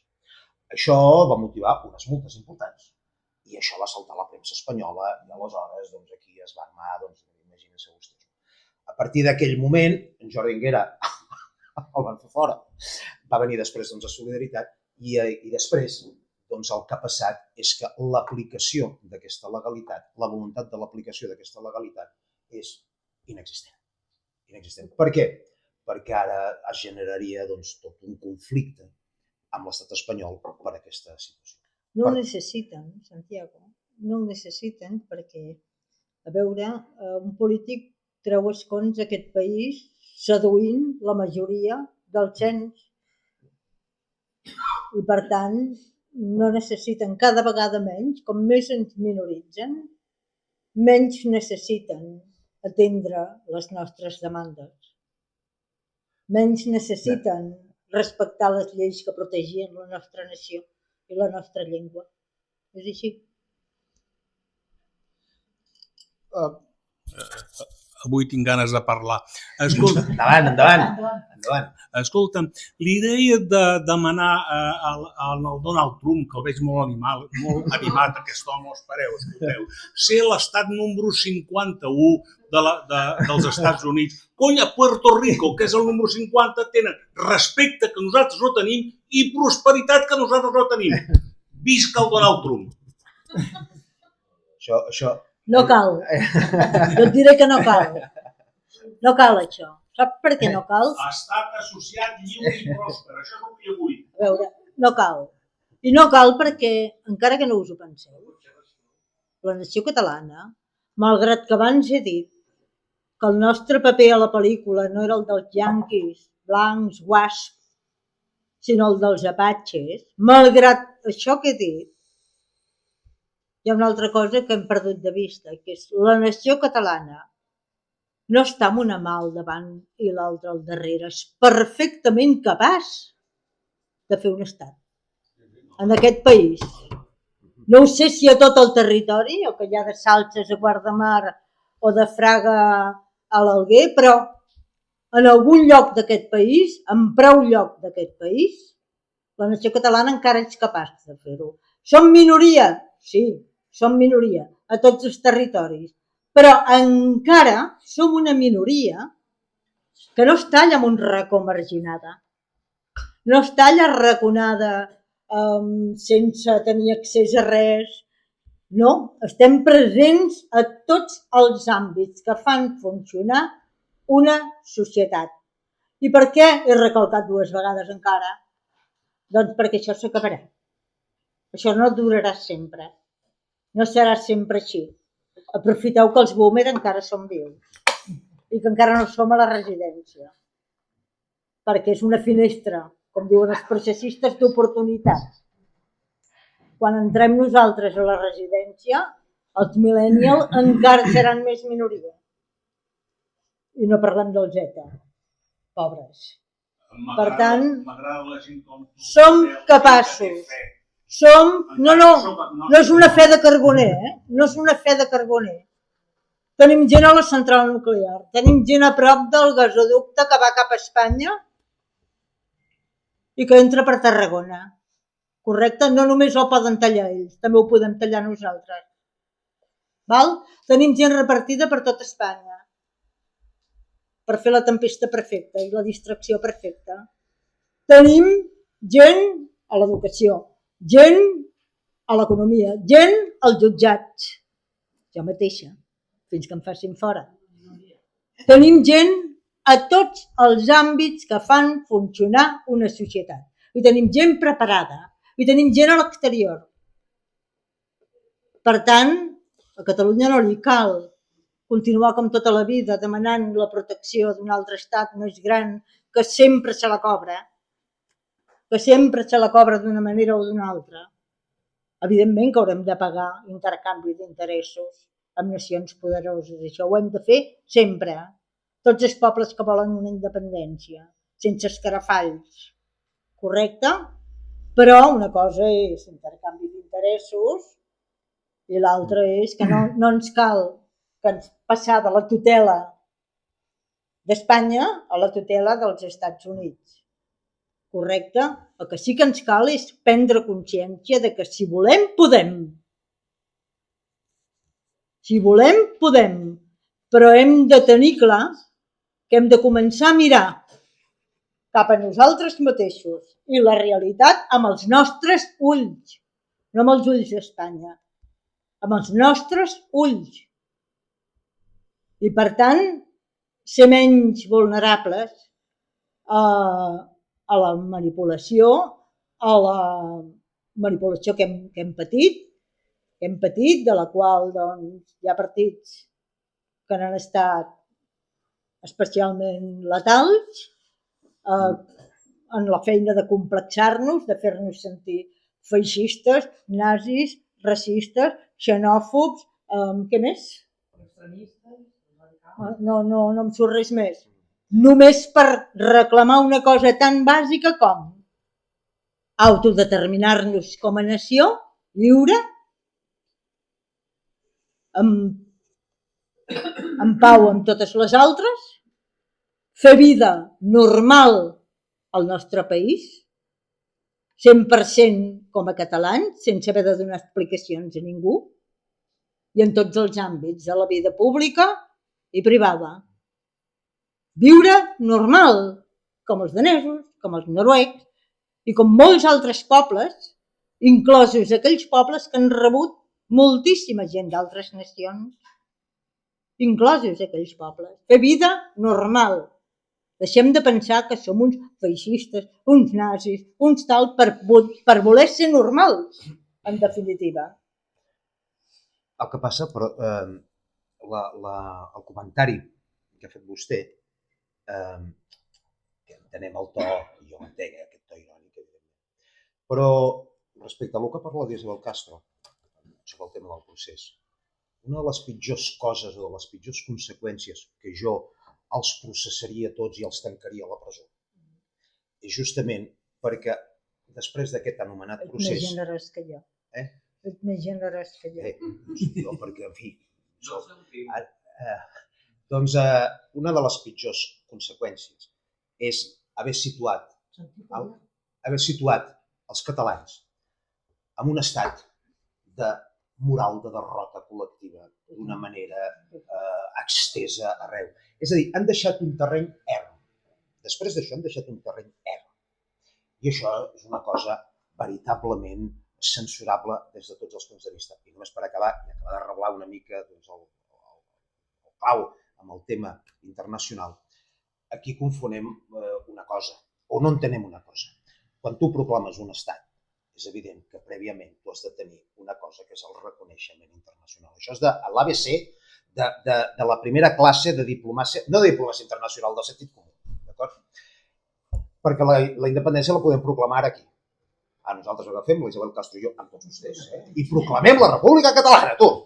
Ja està, escolta, tu, i serem feliços i contents i brindarem amb aquell vi meravellós que teniu allà i tot plegat. Tenim la població i tenim el territori. Correcte, sí, exacte. Però clar, si no tens un reconeixement internacional, aleshores no fa res. I un dels, i jo m'he afartat de dir-ho això en innumerables ocasions, un dels drames del català, i ja no parlo no només de la classe política, sinó també de molts catalans, és que a l'hora de buscar aliats, busquem aliats simpàtics.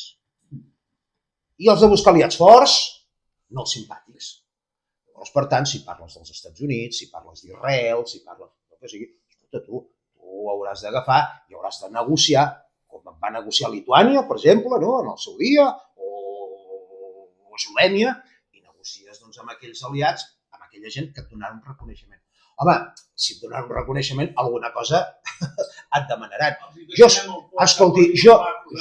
sincerament, i per acabar, tal com vaig dir en un programa de televisió, quan va saltar això de Rússia, l'operació russa i tot plegat, no?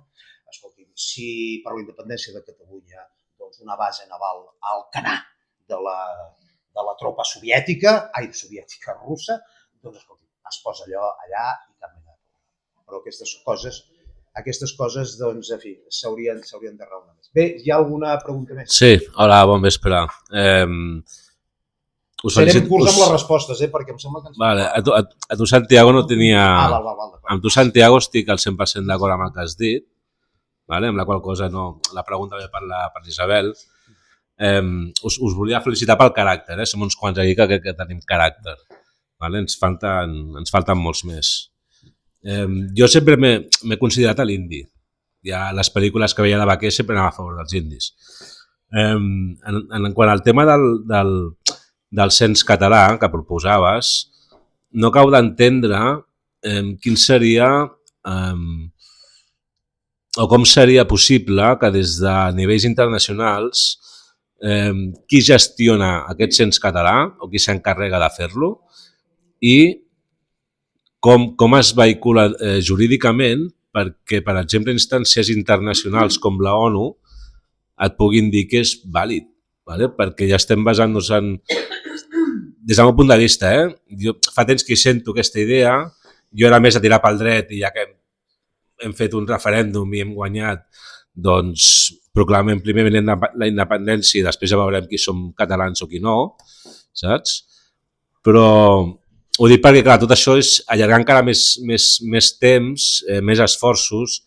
La generació X encara estem aquí, però arribarà un dia que també estarem a un balneari, saps què vull dir? I em temo molt que aquí hi ha un problema de temps, de temps i de ganes i de caràcter en general. Jo també seria més dur amb els polítics mal anomenats processistes. Gràcies. Per qui anava adreçada la pregunta? Sí, per mi. A veure, qui gestionaria tot això del cens i del reconeixement internacional? Això és molt fàcil. Vull dir, quan tens una massa determinada de persones censades, aquest cens es constitueix. I no només constituir-se, què vol dir? Doncs que elegeix uns representants, elegeix un Parlament. Quina és la massa? Un Parlament. Quina és la massa mínima d'aquest cens? Gran pregunta. Jo no l'he contestada mai. No m'he permès mai, de moment, contestar-la. Correcte? La meva idea, per fer-ho més democràtic, és que siguin els propis censats, conforme avança el procés, els que arribin a un mínim. Hi ha una cosa que he fet, que és estudi comparat. I l'estudi comparat he dit, molt bé, hi ha hagut entitats en aquest país durant el procés que s'han atribuït moltes legitimitats. Una va arribar a uns 90.000 adeptes entre socis i simpatitzants. Correcte? No recordo malament, l'ANC en el moment més àlgid de la seva història va arribar a tenir, exacte, aquí, l'ANC va constituir del 2012, va arribar a tenir 96.401 socis i simpatitzants. 45.900 eren socis i la resta eren simpatitzants. Òmnium, en el moment també més bo de la seva història, 2018, posem per cas, 190.000 socis. Jo era una d'elles, em vaig donar de baixa després. El Consell de la República, que també semblava que, em vas a parar, penso que en el moment més màxim de la seva història... 16.000 o no sé quant. 100.350 socis. Però això ho apunto aquí, ho deixo aquí, perquè jo penso que els propis censats, conforme van avançant, jo sempre ho tinc molt present, els censats són els titulars de les decisions, no jo. Jo puc fer aquestes... Ja estic d'acord, Ja estic d'acord, però com legitimes que 100.000 persones estiguin per sobre a nivell internacional o amb les lleis No, internacionals. és que, a veure, el cens no és censo 100.000 persones, paro i no faig res més. No, això Continuo censant i amb això continuo estic d'acord, censant. però quan jo som un 30% de la població que viu al Principat de Catalunya, com legitimes passar per sobre de l'altre 70% quan tens... Per sobre de quin tant per cent? Per sobre del 70%, digues 50% castellans i 20% de... Per una raó molt simple, perquè És que abans ho hem dit. És que som una colònia. Estava molt nerviós avui quan ho he explicat. Reconec que ho estava molt perquè feia com 15 anys que no Aquí anava. Quines característiques has de complir per poder constar dintre d'aquest cens? Perquè jo, per exemple, vinc d'arrel andalusa, estic amb una dona que és d'arrel castellana, els meus sogres són els típics colons castellans que van venir a Espanya i continuen a Espanya. No sé si m'explico. Sí. A veure, hem barrejat moltes coses. Acabo la teva... Perdó. La setmana que ve tindrem clar. Sí, la setmana que ve ho tindràs clar. Bravo, Marta, gràcies. Només vull fer un apunt.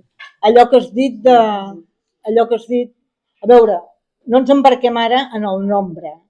Quan hi ha uns criteris objectius per formar part d'un cens, vol dir que tothom que els compleixi ara es pot censar, però tothom que encara no els compleixi també es pot censar més endavant. Correcte? L'únic que ha de fer és reunir aquests requisits. No n'hi ha cap. En un cens normal, objectiu i homologable, els censos de tots els països civilitzats, no hi pot haver absolutament cap requisit que si tu vols no puguis. Per exemple, imagina't un requisit, que siguis blanc. Home, clar, això no és un requisit normal. Hi ha nacions que segurament ho poden tenir, però la nostra no. La setmana que ve hi ha un monogràfic sobre el cens, correcte? Jo només et diré, per què no tirem pel dret tenim com tenim un referèndum? Tu veus, saps què pot costar censar la nació catalana si fem una bona campanya com a mínim de boca en boca? Com a mínim de boca en boca. Si realment cada vegada hi ha més gent que s'hi va apuntant, que s'hi va sumant, 2 anys.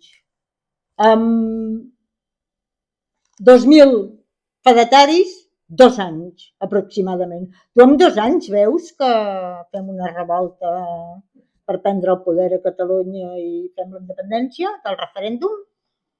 Ho veus? No, òbviament no. Val.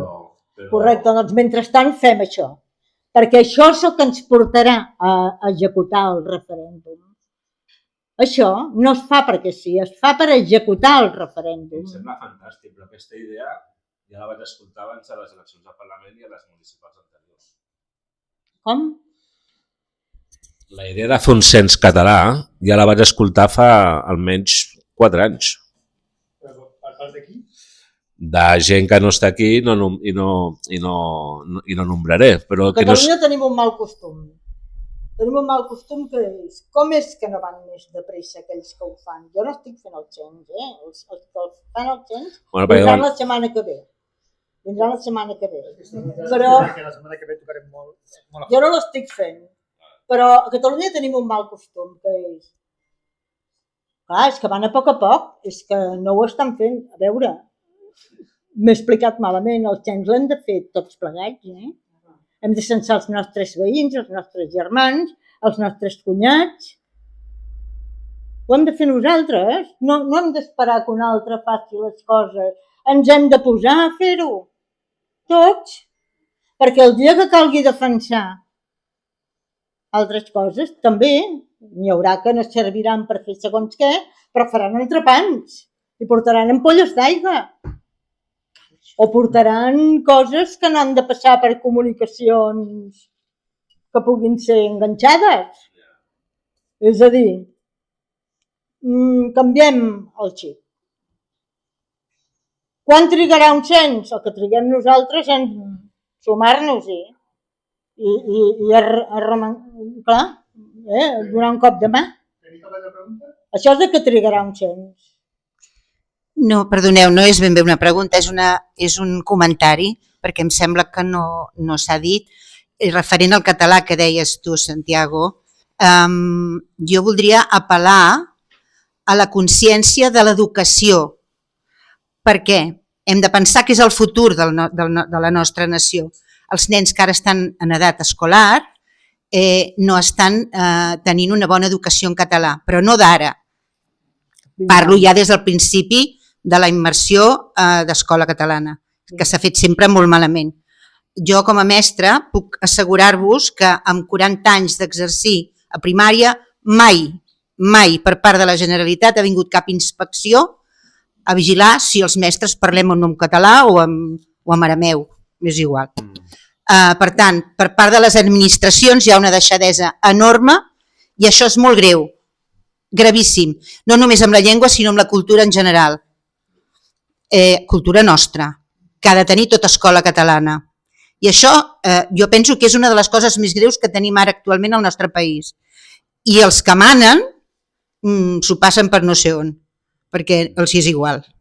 I penseu que les escoles s'estan forjant el futur del nostre país. A veure, assumim-ho, passen perquè els heu votat igualment. Us heu continuat votant, igual.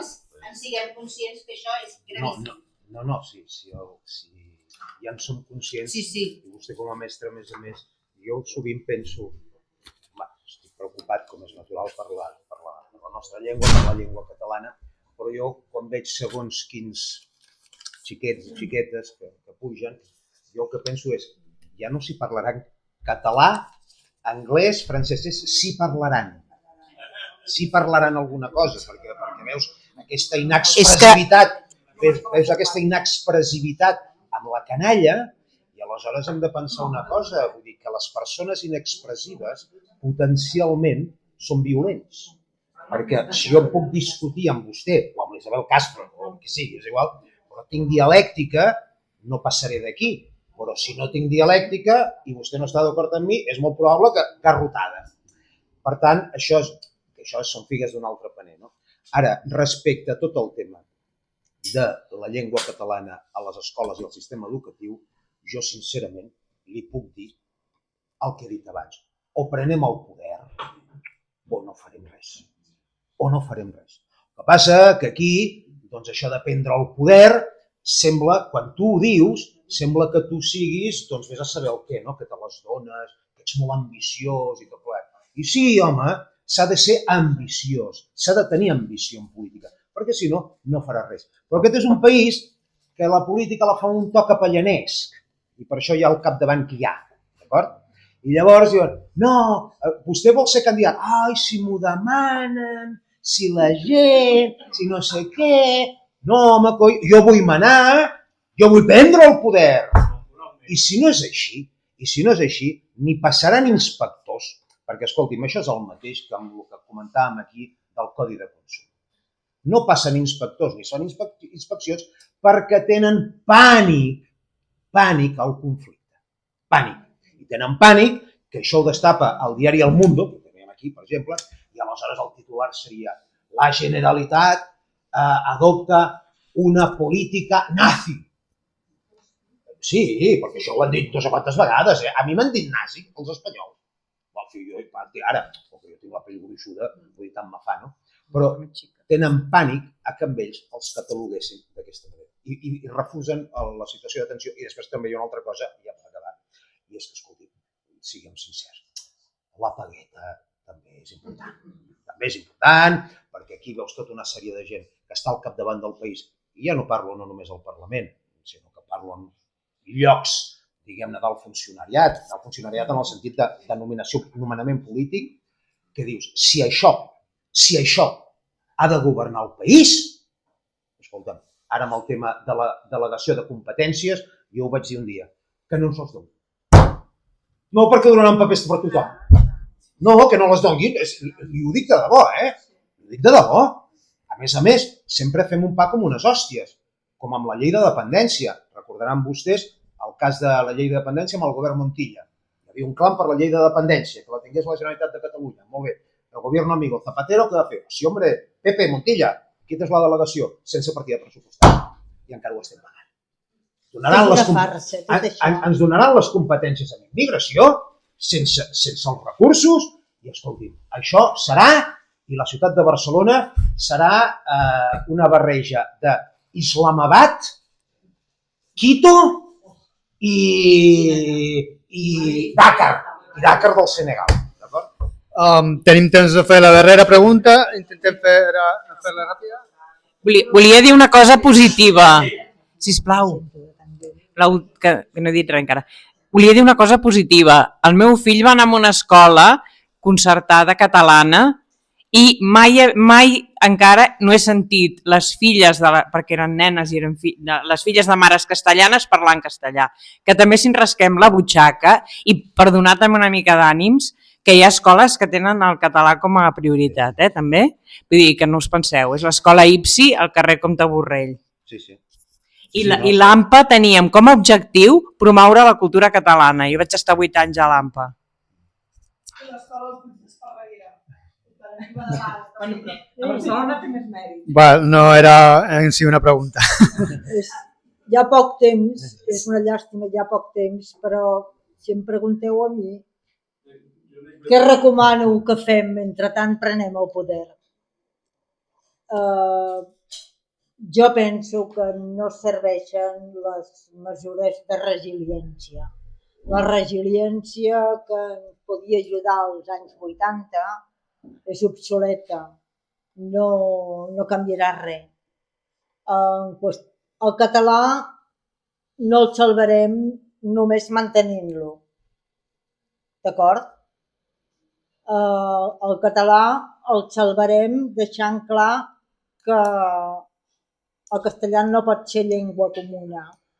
I com ho podem fer modestament? La part que podem aportar nosaltres, insisteixo, mentre no prenem el poder o mentre estem en camí de prendre el poder. Com ho podem fer? Doncs d'una manera una miqueta més dràstica que fins ara. Fem veure que no l'entenem. No cal posar tampoc una cara de matar algú quan fem això. Fer veure que no l'entenem. Això és el que els hi va funcionar als flamencs. Els flamencs estaven molt fumuts, fa uns anys. Molt. Perquè amb el francès tothom passava, a Brussel·les i a altres llocs. I el que van fer, en un acte ja de desesperació final, va ser fer veure que no entenien el francès. I és l'únic que ha funcionat. Perquè, com a mínim, posa en qüestió que el castellà pugui ser llengua comuna a Catalunya. Que és el que està passant ara. És el que estan intentant fer ara.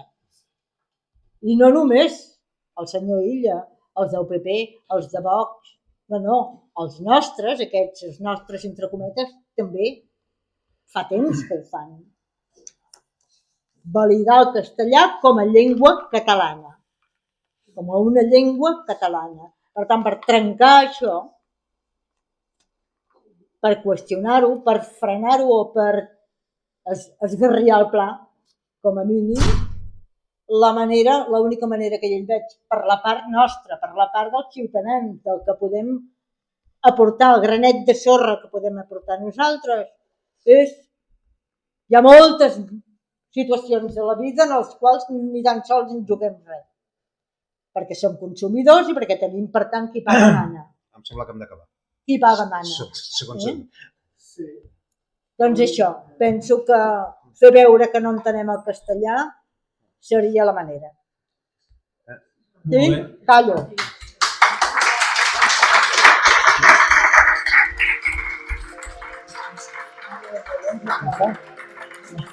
Moltes gràcies per la vostra participació. De fet, ha sigut un col·loqui molt enriquidor i donaria moltes més sessions d'aquest tipus. Ja en parlarem. Moltes gràcies.